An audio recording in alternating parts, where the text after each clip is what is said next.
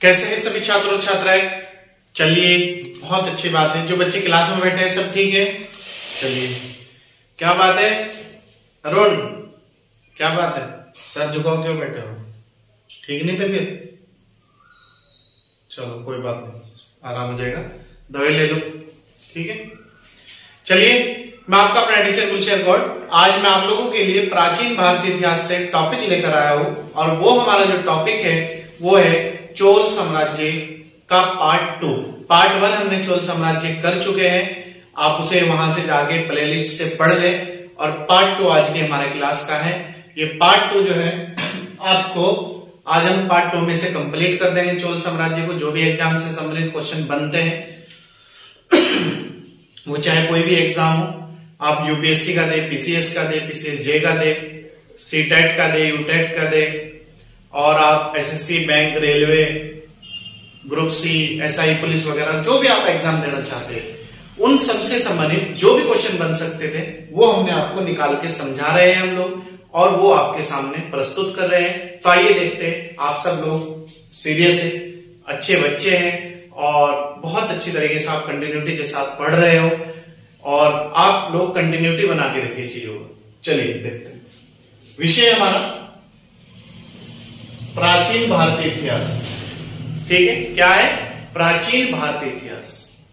Topic है हमारा चोल साम्राज्य पार्ट 2। क्या? चोल साम्राज्य पार्ट 2। देखते हैं। चोल वंश के शासक कोलोतुंग सेकंड, एक चोल वंश में शासक हुआ है कोलोतुंग सेकंड ने चिदंबरम मंदिर में स्थित गोविंदराज का मतलब है विष्णु की मूर्ति को समुद्र में फेंकवा दिया था, क्योंकि ये विष्णु का उपासक नहीं था। तो इसलिए इसने गोविंदराज जो मंदिर था वहां से जो विष्णु जी की मूर्ति थी उसे तुड़वाकर इसने समुद्र के अंदर फेंकवा दिया था। तो क्वेश्चन ये एग्जाम में बहुत इंपोर्टेंट बन जाता है। कौन से शासक ने? कोलोतुंग सेकंड। किस वंश के शासक थे? चोल वंश के। किसकी मूर्ति को इन्होंने तुड़वाया था? विष्णु जी की। विष्णु जी की मूर्ति किस मंदिर में थी? गोविंदराज मंदिर में। कहां पर फेंकवा दी थी? समुद्र में। इसके बाद नोट, आगे चलकर वैष्णव आचार्य रामानुजाचार्य ने उक्त मूर्ति को पुनरुद्धार करवाया था, मतलब इसे दोबारा स्थापित करवाई थी, और इस मूर्ति को तिरुपति के मंदिर में स्थापित करवाया था। तिरुपति बालाजी का जो मंदिर है उसमें इस मूर्ति को दोबारा से रामानुजाचार्य ने स्थापित करवाया था, ठीक है? तो ये क्वेश्चन बन सकता है कि किसने मंदिर में फेंकवाई थी और दोबारा से किसने उस मूर्ति का पुनरुद्धार करके किस मंदिर में या कहां पर स्थापित करवाई थी। तो रामानुजाचार्य ने, वैष्णव आचार्य थे, पुनरुद्धार करवाया था मूर्ति का, और तिरुपति के मंदिर में दोबारा से उन्होंने लगवा दी थी, वो स्थापित करवा दी थी। नेक्स्ट है, चोल प्रशासन में भाग लेने के लिए, याद रखना, चोल प्रशासन में भाग लेने के लिए उच्च पदाधिकारियों को पैरुंद्रम, जो उच्च अधिकारी थे, जैसे आज आईएएस, आईपीएस, पीसीएस अधिकारी होते हैं हमारे, कैग वगैरह ये सब चीजें, तो इन्हें पैरुंद्रम कहते थे। उच्च पदाधिकारियों को पैरुंद्रम और निम्न श्रेणी के अधिकारियों को शैरुंद्रम कहा जाता था। मतलब ये कह लो कि चपरासी, क्लरिकल वगैरह डिपार्टमेंट के जो अधिकारी थे, कर्मचारी थे, उन्हें शैरुंद्रम कहते थे, और जो आईएएस, आईपीएस और पीसीएस अधिकारी थे उन्हें पैरुंद्रम कहा जाता था। किसमें? चोल काल प्रशासन में। नेक्स्ट, संपूर्ण चोल साम्राज्य 6 भागों में विभाजित था। कितने भागों में? 6 भागों में विभाजित। याद रखना, पूरा चोल साम्राज्य कितने भागों में डिवाइड था? 6 भागों में डिवाइड था, जिन्हें मंडलम या प्रांत कहा जाता था। ये जो 6 भाग थे चोल साम्राज्य के, इन्हें मंडलम या प्रांत कहते थे। जैसे आज भारत में 28 राज्य है और 8 केंद्र शासित प्रदेश है, तो राज्यों को प्रांत भी कहते हैं, और मंडल को जिला कहते हैं आज, ठीक है। नहीं, गढ़वाल मंडल और कुमाऊं मंडल इस तरीके से जो है दो मंडल है। तो मंडल एक राज्य स्तरीय उस पर भाग होता है, ठीक है। डिस्ट्रिक्ट को कहते हैं जिला। तो मंडलम प्रांत कहा जाता था। देखो ये 6 भाग क्या थे। नंबर 1 मंडलम। मंडलम को कोट्टम कहते थे। अगर पूछ ले कोट्टम किसे कहते थे, तो जो मंडलम था उसे कोट्टम कहा जाता था। नंबर 2 कोट्टम। कोट्टम को नाडु कहते थे। नाडु क्या था? कोट्टम या कोट्टम को क्या कहते थे? नाडु। नाडु को क्या कहते थे? कुर्रम या वलनाडु।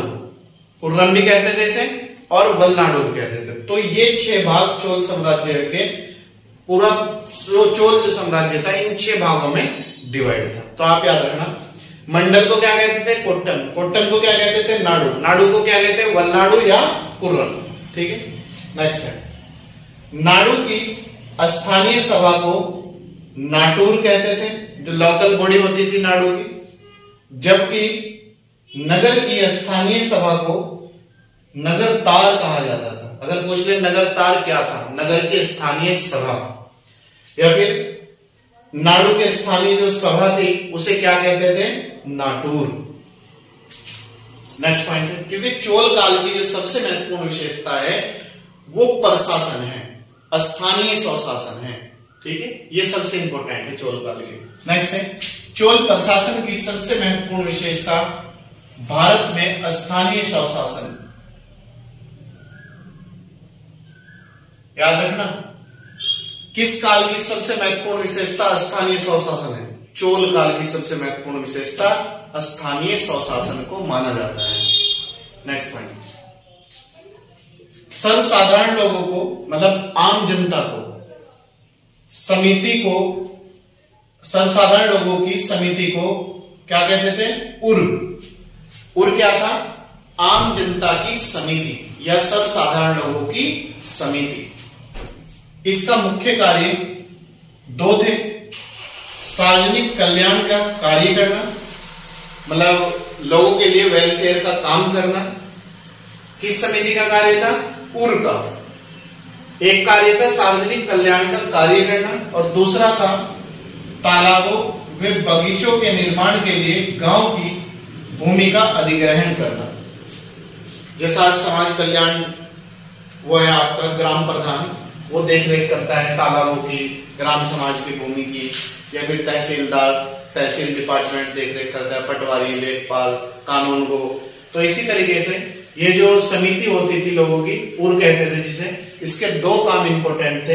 एक तो सार्वजनिक कल्याण के कार्य करना, जहां से लोगों को ज्यादा से ज्यादा फायदा मिल सके, और दूसरा था तालाबों में बगीचों के निर्माण के लिए गांव की भूमि का अधिग्रहण करना। नेक्स्ट है, सभा या महासभा। ये मूलतः अग्रहारों और ब्राह्मण बस्तियों की सभा थी। इसके सदस्यों को पेरुमक्कल कहते थे। पेरुमक्कल क्या था अगर पूछ ले आपसे चोल काल में?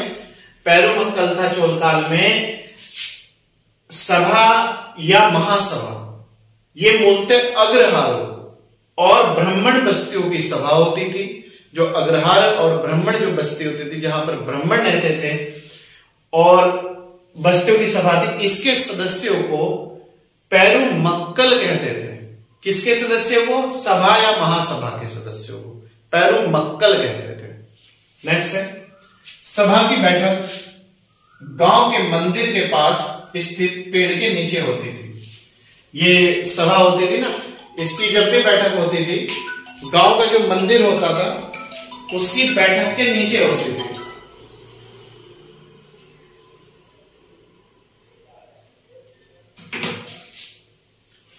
नेक्स्ट है, व्यापारियों की सभा को नगरम कहा जाता था। जो व्यापारियों की सभा होती थी उसे क्या कहते थे? नगरम। नेक्स्ट है, चोल काल में भूमि उपज का जो टैक्स लिया जाता था वो 1/3 लिया जाता था।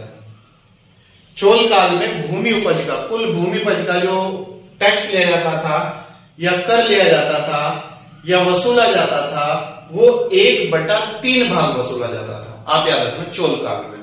नेक्स्ट है, चोल काल में गांव में कार्य समिति की सदस्यता के लिए जो वेतन पर कर्मचारी रखे जाते थे उन्हें मध्यस्थ कहा जाता था। अगर पूछ ले मध्यस्थ क्या थे, चोल काल में गांव की कार्य समिति की सदस्यता के लिए जो वेतन पर कर्मचारी रखे जाते थे उन्हें मध्यस्थ कहते थे। क्लियर है? कार्य समिति की सदस्यता के लिए जो वेतन पर कर्मचारी अधिकारी रखे जाते थे या कर्मचारी क्लरिकल रखे जाते थे उन्हें मध्यस्थ कहा जाता था। किस काल में? चोल काल। क्लियर है? देखिए इसके बाद जो हमारा पॉइंट है वो है सभा की सदस्यता लेने के लिए, जो अभी सभा बताई है मैंने आपको, उसकी अगर किसी को सदस्यता लेनी थी, जैसे आज अगर हम कोई फॉर्म भरते हैं सरकारी एग्जाम का तो उसकी एक योग्यता है, 21 साल एज होनी चाहिए, वो व्यक्ति कोई मुकदमा ना हो, उस पर इस तरह की मतलब जो है, या फिर किसी पद के लिए अगर हम खड़े होते हैं कि न्यूनतम आयु इतनी होनी चाहिए, अधिकतम इतनी होनी चाहिए, वो व्यक्ति भारत का नागरिक हो। तो इसी तरीके से सभा की सदस्यता लेने के लिए क्या था, देखिए आइए। नंबर 1, सदस्यता लेने के लिए वह व्यक्ति ऐसी भूमि का स्वामी होना चाहिए जहां से राजस्व वसूला जाता हो। पहली ये शर्त थी, अगर कोई सभा का सदस्य बनेगा तो वह व्यक्ति सदस्य बनने के लिए ऐसी भूमि का स्वामी होना चाहिए जहां से टैक्स दिया जाता हो, वो व्यक्ति खुद भी टैक्स देता हो और उस एरिया से भी टैक्स वसूला जाता हो। पहली शर्त थी। दूसरी शर्त ये थी, उस व्यक्ति के पास अपना घर होना चाहिए। देखो चोल काल में कितना बेहतरीन प्रशासन था, कितना बेहतरीन मैनेजमेंट था। व्यक्ति के पास अपना घर होना चाहिए। तीसरी योग्यता थी, उस व्यक्ति की न्यूनतम आयु 35 वर्ष और अधिकतम 70 वर्ष होनी चाहिए। मतलब 35 और 70 के बीच की एज होनी चाहिए उस व्यक्ति की। चौथी शर्त क्या थी, ये भी देखो, उस व्यक्ति को प्रशासनिक मामलों का अच्छी जानकारी होनी चाहिए। मतलब प्रशासनिक जो मामले हैं वो कैसे सुलझाए जाते हैं, कैसे होता है, क्या होता है, क्या रूल है, क्या रेगुलेशन है, इस चीज की भी अगर वो सभा का सदस्य बनेगा जानकारी होनी अनिवार्य थी। चौथी शर्त थी, पांचवी,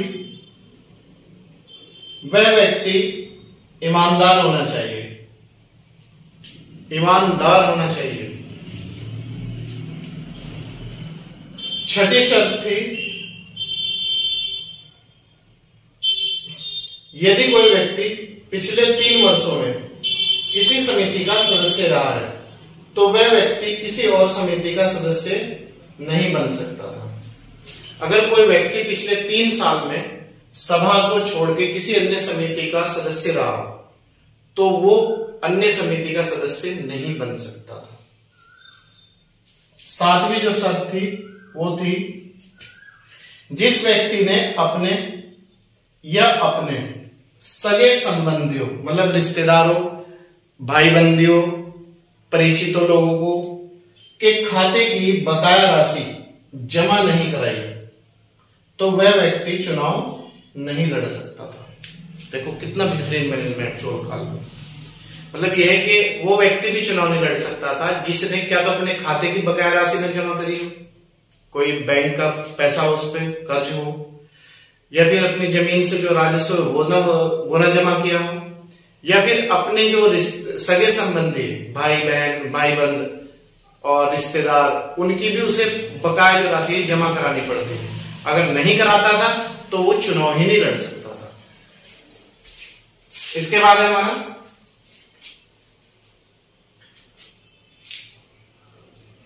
चोल काल में सबसे महत्वपूर्ण जो बंदरगाह था, बंदरगाह मतलब पोर्ट, वो था कावेरीपट्टनम। चोल काल का सबसे महत्वपूर्ण जो बंदरगाह था वो था कावेरीपट्टनम, और कावेरी जो पट्टनम बंदरगाह है वो वर्तमान में आंध्र प्रदेश में है। ठीक है। नेक्स्ट, कन्नड़ साहित्य के त्रिरत्न, ये बहुत पूछा गया एग्जाम में, पंप, पौन, रन को कहा जाता है। पंप, पौन और रन क्या थे? कन्नड़ साहित्य के त्रिरत्न, या कन्नड़ साहित्य के त्रिरत्न कौन से थे? पंप, पौन, रन। ठीक है, नेक्स्ट पॉइंट। चोल काल में ब्राह्मणों को दी गई कर मुक्त भूमि को, जिस पे टैक्स नहीं वसूला जाता था क्योंकि ब्राह्मणी थे, भूमि को चतुर्वेदी मंगलम कहते थे, जबकि दान में दी गई भूमि को बरादे कहा जाता था। अगर दान में ब्राह्मणों को भूमि दी जाती थी, मंदिरों वगैरह को, चर्च वगैरह को, किसी को भी, तो वो होती बरादे। और अगर किसी ब्राह्मण को भूमि दान में दे दी जाती थी, कर मुक्त जो भूमि होती थी, उसे कहते थे चतुर्वेदी मंगलम। क्या था चतुर्वेदी मंगलम? कर मुक्त भूमि किसे? ब्राह्मण को दी गई, चतुर्वेदी मंगलम कहलाती थी। और अगर कोई भूमि दान में दे दी जाती थी तो चोल काल में उस भूमि को बरादे कहते थे। ठीक है, नोट, चोलकालीन सेना का सबसे ज्यादा संगठित व मजबूत अंग पदापी सेना था। पदापी मतलब पैदल सेना, याद रखना। चोल काल की सेना का सबसे महत्वपूर्ण जो अंग था वो था पदापी सेना। पदापी मतलब पैदल सेना। बाकी और भी थी, अश्वसेना भी थी, हाथी सेना भी थी, लेकिन वो इंपोर्टेंट नहीं थी, ये सबसे ज्यादा इंपोर्टेंट थी आपकी। नोट, चोल काल में जो सोने के सिक्के को क्या कहते थे? कलंजू। चोल काल का अगर क्वेश्चन आ जाए, सोने का जो सिक्का था उसे क्या कहते थे? कलंजू। किस काल के सिक्के को कलंजू कहते थे? चोल काल के। कहाँ का होता था? चांदी, सोना, तांबा, सीसा, तो ये होता था आपका सोने का सिक्का। किस काल का? चोल काल का। नेक्स्ट है, और चोल शासकों की राजधानी का क्रम, अगर चोलों की राजधानी का क्रम पूछ ले तो पूछ सकता है बाई चांस। पहली इनकी राजधानी थी उरैयूर, दूसरी राजधानी रही इनकी तंजौर या तंजावुर, तीसरी राजधानी रही इनकी गंगे कोंड चोलपुरम, और अंतिम इनकी राजधानी थी कांची। ठीक है, तो चोल काल की राजधानी का अगर क्रम पूछे आपसे, पहली राजधानी उरैयूर, दूसरी तंजौर या तंजावुर, तीसरी गंगा कोंड चोलपुरम या गंगे कोंड चोलपुरम, और चौथी जो राजधानी थी और अंतिम राजधानी थी वो थी कांची। क्लियर? तो ये राजधानी रही। चोल काल में सड़कों की देखरेख कौन करता था? बागान समिति करती थी। जैसा आज पीडब्ल्यूडी करती है ना, पीडब्ल्यूडी या सड़क परिवहन मंत्रालय सड़कों की देखरेख करता है, तो उस समय परिवहन मंत्रालय को या पीडब्ल्यूडी को बागान समिति कहा जाता था। आप इतना याद रखना चोल काल में। और इस काल में वस्तु विनिमय प्रणाली मतलब एक्सचेंज सिस्टम होता था, वस्तु के बदले जो वस्तु लेते थे वो था उसका वस्तु बदलने का आधार चावल या धान। धान और चावल के बदले ही वस्तु बदली जाती थी, वस्तु विनिमय प्रणाली थी। इस काल में वस्तु विनिमय प्रणाली के तहत बदलने का आधार धान या चावल होता था। याद रखना, वस्तु विनिमय प्रणाली का जो आधार था चोल काल में वो क्या था? धान या चावल। नेक्स्ट है, लास्ट पॉइंट है, इतिहासकार पर्सी ब्राउन, याद रखना पर्सी ब्राउन ने तंजौर के वृहदेश्वर मंदिर, तंजौर का जो वृहदेश्वर मंदिर है जिसका निर्माण राजाराज प्रथम ने कराया था, के विमान को मतलब जो उसका ऊंचाई वाला भाग है, ऊंचाई वाला भाग है, भारतीय वास्तुकला का सबसे सुंदर उदाहरण बताया है। याद रखना, पर्सी ब्राउन ने किस काल के मंदिर को वास्तुकला का सबसे सुंदर और अच्छा उदाहरण बताया है? वो बताया है चोल काल का, चोल काल के मंदिर को। और चोल काल के किस मंदिर को बताया है? वृहदेश्वर मंदिर को, तंजौर में। और इसका निर्माण किसने कराया था? राजाराज प्रथम ने कराया था। नेक्स्ट है, तथा चोल कालीन नटराज की प्रतिमा, प्रतिमा मतलब मूर्ति, सांस्कृतिक सार या निचोड़ माना जाता है। संस्कृति का सार या निचोड़ किस मूर्ति को माना जाता है? चोल कालीन जो नटराज की मूर्ति है उसे संस्कृति का सार या निचोड़ माना जाता है। चोल कालीन नटराज की मूर्ति को संस्कृति का सार या निचोड़। ठीक है, तो दोस्तों ये थी आज की हमारी क्लास। मुझे पूरी उम्मीद है मैंने आपको एक एक पॉइंट करके समझाया हूं, बिल्कुल जीरो से लेके हाईएस्ट तक समझाया हूं।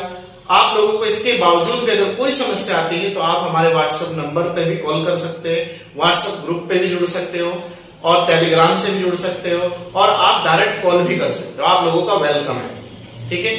आपको कोई भी समस्या है, कैरियर से संबंधित कोई भी सलाह लेनी है, कोई भी एडवाइस लेनी है, तो तब भी आप लोगों का मोस्ट वेलकम है। और हमारे यहाँ ऑनलाइन और ऑफलाइन दोनों क्लासेस चल रही है। अगर आप चाहे तो ऑनलाइन क्लास भी ले सकते हैं, बाकी यूट्यूब के माध्यम से भी आपको क्लास दी जा रही है, प्रतिदिन 3 क्लास। और ऑफलाइन क्लास का भी हमारे यहाँ सिस्टम उपलब्ध है, तो आप चाहे तो ऑनलाइन और ऑफलाइन दोनों क्लासेस ले सकते हैं।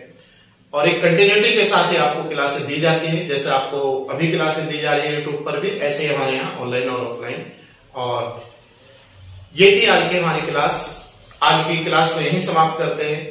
मिलते हैं आपसे नेक्स्ट टाइम नेक्स्ट एनर्जी और नेक्स्ट टॉपिक के साथ। तब तक आप अच्छी तरीके से पढ़िए और अपना अपना बहुत ध्यान रखिएगा। चलिए, मैं आपका अपना टीचर गुलशन गौड़। अगर आप हमारे यूट्यूब चैनल पर नए हैं तो सब्सक्राइब कर लीजिएगा, लाइक और शेयर जरूर कीजिएगा। और अगर पुराने हैं तो कंटिन्यूटी के साथ बने रहिएगा और ज्यादा से ज्यादा लोगों को लाइक और शेयर कीजिएगा और ज्यादा से ज्यादा लोगों को आप इसके बारे में हमारे बताएं और हमारी क्लासों का शेड्यूल भी बताएं। चलिए, थैंक यू।